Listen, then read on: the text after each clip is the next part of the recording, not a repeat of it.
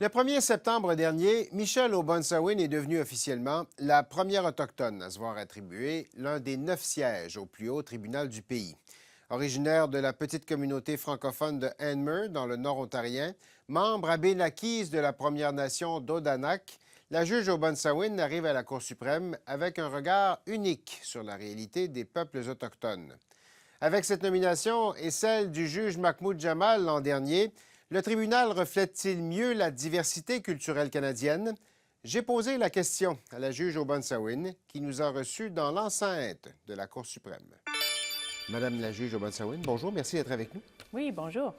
Madame O'Bonsawin, en 2019, j'ai vu un reportage dans lequel vous parliez de vos rêves en disant « J'aimerais être une meilleure juge et qui sait peut-être un jour être juge à la Cour suprême ». Pensez-vous que ça allait arriver si rapidement? C'est en 2019 quand même, 2 ans plus tard, 3 ans. Non, je ne pensais pas que ça allait arriver si rapidement. C'était une belle surprise. Mais c'était toujours un rêve.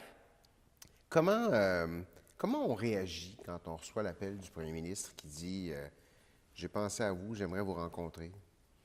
Oh, super excitée, je dois dire. Puis je me rappelle de l'appel. C'était un numéro que je ne reconnaissais pas. J'ai pris l'appel. Puis mon époux, tu sais, il voyait, j'étais excitée. Puis il me regardait, puis il me faisait des visages. Puis ça allait. Hey, tu sais, c'est l'appel, c'est l'appel. Donc, super excitée. Vous êtes la première femme autochtone à siéger au plus haut tribunal du pays. Qu'est-ce que ça apporte à la Cour suprême, d'après vous, cette présence?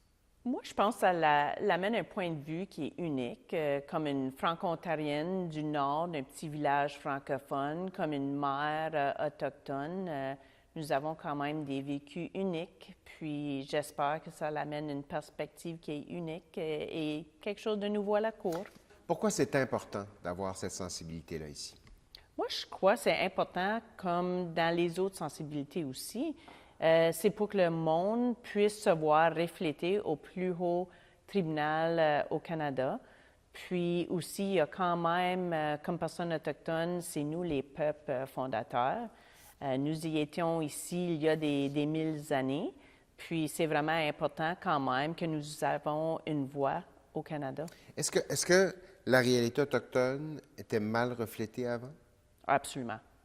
Je crois que oui. Puis on a vu vraiment, tant qu'à moi, un déclic avec la Commission de vérité et réconciliation avec l'honorable Murray Sinclair. C'est là, je pense que c'était vraiment ouvert, où il y avait des discussions au sujet des pensionnats, l'impact sur les gens qui ont assisté, l'impact intergénérationnel, puis aussi avec les découvertes à Kamloops. Donc, c'est vraiment, je trouve, effet boule de neige dans les dernières années. Au sein de la communauté juridique, au tribunal, est-ce que cette mauvaise, cette sous-représentation de la réalité autochtone a causé des torts, d'après vous, à votre peuple? Je ne pourrais pas dire que ça a causé des torts, c'est juste peut-être qu'il y avait un manque de connaissances. Qu'est-ce que ça va changer pour l'audition? Il y en a des causes des questions liées à des questions très autochtones qui s'en viennent. Qu'est-ce que ça change, votre présence ici? Je ne sais pas si ça change quelque chose en particulier. Ça l'amène à un point de vue qui est unique quand même. Ouais. Puis, il faut se souvenir quand même, je suis une parmi 9 juges. J'ai une voix à la table, donc ça l'amène ma perspective comme une femme autochtone. Mais c'est une nouvelle voix, c'est une voix qui porte quand même. Oui, je dirais que oui. Vous avez été la cible de critiques au moment de votre nomination. On a entre autres ciblé le fait que vous n'aviez peut-être pas toute l'expérience que ça prenait dans le passé. Vous êtes très jeune quand même. Vous n'aviez peut-être pas toute l'expérience que ça prenait pour justifier cette nomination-là. Comment vous avez reçu ces critiques-là? Moi, je crois à la fin de la journée, il va y avoir des critiques. Ça ne fait pas de différence. Puis moi, je me suis dit... Puis une des choses, je dois dire, un de mes grands mentors, l'honorable Murray Sinclair, m'avait dit, « Michelle, il va y avoir des critiques, c'est normal, ça arrive à tout moment. Puis lis pas toutes les critiques, puis ne t'en fais pas. » Puis vraiment, j'ai suivi ses conseils. Vous avez dit dans le passé que c'était important de sensibiliser les Canadiens à certaines réalités autochtones dans le monde judiciaire, entre autres l'important taux d'incarcération des peuples autochtones. Vous faites ça comment? Comment ça se traduit pour vous ici? Vous faites ça comment, sensibiliser les Canadiens à ça? Moi, c'était un de mes buts, puis moi, j'ai toujours cru que c'était en réplique aux 94 recommandations de la Commission de vérité et réconciliation, parce qu'il y en a qui traitent d'éducation et de justice. Puis moi, en pratique, comme avocate, puis comme juge, j'ai été conférencière de l'Est à l'Ouest canadien. Puis c'était vraiment de parler des hauts taux d'incarcération, les principes GLADU, comment est-ce que ça fonctionne. Puis ça, c'est un devoir que je me suis donné parce que c'est important d'en discuter pour que les gens soient connaissants, pas juste au public, mais aussi à l'intérieur du milieu juridique. Est-ce que quelque part, il y a une notion éducationnelle de faire connaître cette réalité-là aux Canadiens? Est-ce que vous souhaitez faire changer les choses, renverser ces tendances-là? Je ne sais pas si c'est renversé, mais moi, c'est pour éduquer. C'est pour que les gens soient plus conscients de l'impact des pensionnats au sujet des hauts taux d'incarcération. C'est des choses vraiment, il faut qu'on en discute. Vous avez beaucoup parlé de votre passé, vos racines franco-ontariennes dans le nord de l'Ontario.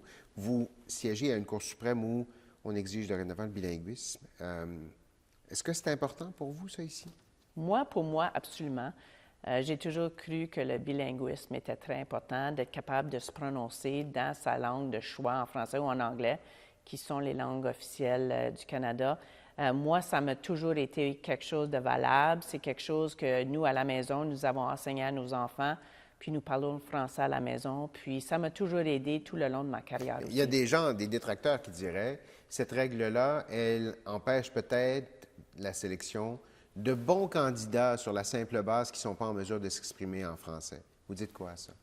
Moi, je ne veux pas rentrer dans l'aspect politique de ce choix-là. Donc, je peux juste vous dire que pour moi, c'était quelque chose de très bénéfique. Puis j'ai toujours été vraiment encouragée de voir le bilinguisme à les différents paliers des tribunaux. La Cour suprême dont vous faites partie, est-ce qu'elle représente bien le Canada présentement? Je trouve qu'il y a eu des grandes améliorations, puis je crois que oui. Je crois que les décisions qui ont été mises auparavant, je ne peux pas croire que quelqu'un dirait, tu sais, sans les juges Jamal et O'Bonsawin, par exemple, auparavant, il y avait des mauvaises décisions. Je dirais absolument pas ce point-là. Je crois que les décisions auparavant étaient bien déterminées, basées sur les dossiers qui étaient présentés, mais nous, comme des gens divers, nous ajoutons une différente perspective à la Cour. Vos défis à vous. Vous avez atteint ce que vous aviez établi dans une des entrevues récentes comme étant le pinacle de ce que vous vouliez atteindre. Oui. Qu'est-ce qui vient ensuite?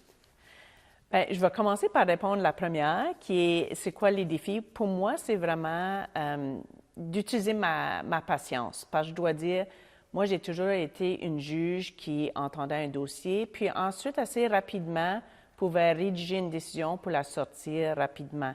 Ici, c'est une grande machine, c'est très différent. Vous êtes plusieurs là, à travailler On ensemble. est plusieurs, puis à la fin de la journée, c'est qu'il faut que je sois patient que ma décision que j'aurais émise en dedans de quelques mois à la Cour supérieure, ici à la Cour suprême, peut prendre jusqu'à 1 an.